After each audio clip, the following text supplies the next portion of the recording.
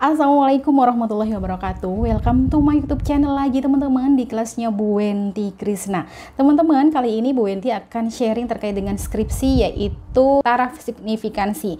Teman-teman, di sini yang namanya taraf signifikansi langsung aja ya. Biasanya teman-teman kan memakai yang namanya taraf signifikansi. Nah, ketika ada 3 variabel dan taraf signifikansinya itu menghasilkan hipotesis semuanya itu ditolak gitu kan ya, dari 3 variabel.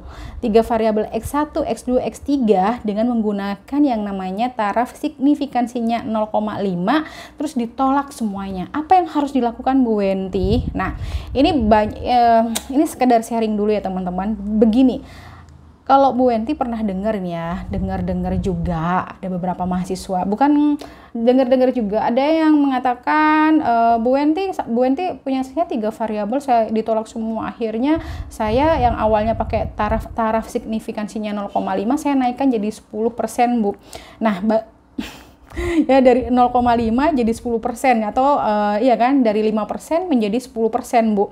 Gimana Bu ya, boleh nggak ya Bu ya? Nih, ini Bu Wenti jawab ya teman-teman. Kalau jawabannya Bu Wenti tidak menyalahkan atau tidak melarang pun mahasiswa atau siapapun melakukan, udahlah dari 5% tak tambahi 10%. Tapi kalau bimbingannya Bu Wenti gitu ya, jika dari 5% itu ternyata 3 variabel semuanya ditolak, apa yang harus dilakukan gitu ya? Kalau Bu Wenti uji ulang teman-teman. Makanya di awal itu ya membuat yang namanya kuesioner, pertanyaannya itu diteliti banget untuk pertanyaannya, dan penggunaan semuanya lah ya, taraf signifikansi harus dipertimbangkan semuanya. Dan kalau tanya itu dasarnya apa pakai 0,5, 10%, itu sebenarnya tidak ada yang apa ya, terlalu standar.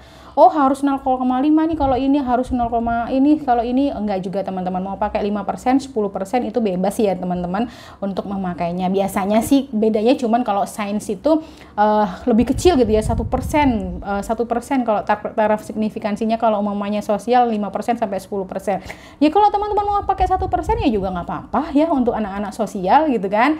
Itu ya teman-teman. Jadi kalau anaknya Bu Wenti, jika dari 3 variabel itu ditolak semuanya, hipotesisnya ditolak, Bu Wenti akan menyarankan untuk uji ulang. Tapi kalau dari 3 variabel ditolak 1 atau ditolak 2 masih oke. Berarti kita akan benar-benar menemukan hal baru. Kenapa nih awalnya diterima di penelitian yang lain, kok di penelitian ini kok ditolak ya? Wah, ada hal yang baru nih pastinya. Nah, gitu. Hasil dari yang namanya hipotesis dan analisisnya itu setiap peneliti itu pasti beda-beda.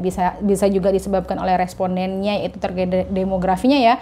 Kalau yang peneliti sebelumnya itu pendapatannya sekian, alamatnya atau tinggalnya di daerah ini, tapi itu penelitian satunya di daerah satunya, itu akan juga menyebabkan perbedaan penelitian yang terdahulu dan juga yang sekarang teman-teman. Jadi jangan membuat penelitian itu semuanya sendiri ya, udahlah tinggal nambahin aja ke 10% dari awal. Taraf signifikansinya awalnya 5% jadi 10%, nggak gitu ya teman-teman. Kalau Bu Wenti loh ya, kalau Bu Wenti menyarankan coba diuji ulang ya, kalau nggak pengen terjadi hal yang seperti itu, tapi jarang sih terjadinya. Kalau umumnya kalaupun itu terjadi ya saya minta untuk diuji ulang dulu. Uji ulang yaitu ya survei lagi akhirnya teman-teman ya kan.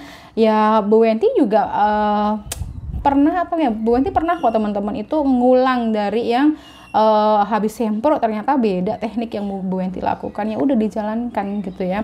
Tapi sekali lagi mohon koordinasi dengan yang namanya dosen pembimbingnya, jangan ambil keputusan sendiri. Oke, gitu ya teman-teman. Jadi kalau umpamanya mau mindah atau ngubah taraf signifikansinya, koordinasi dulu dengan yang namanya dosen pembimbingnya. Jangan ambil keputusan sendiri, biar diterima semua nih ya. Jadi dinaikkan jadi 10%. Jangan dong ya. Itu ya teman-teman yang bisa Bu Wenti sampaikan terkait dengan sharing ini. Semoga cukup membantu ya. Semoga membantu dan terima kasih banyak, lancar kuliahnya. Assalamualaikum warahmatullahi wabarakatuh.